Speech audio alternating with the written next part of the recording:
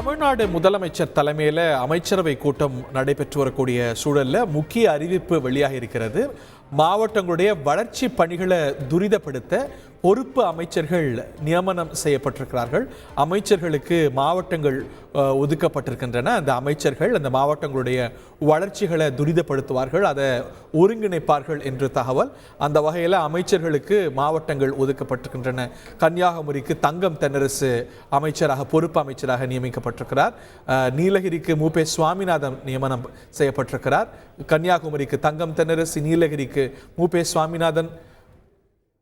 இப்படி தொகுதி பகுதி வாரியாக பொறுப்பு அமைச்சர்கள் வளர்ச்சி பணிகளை துரிதப்படுத்துறதுக்காக நியமனம் செய்யப்பட்டிருக்கிறார்கள்.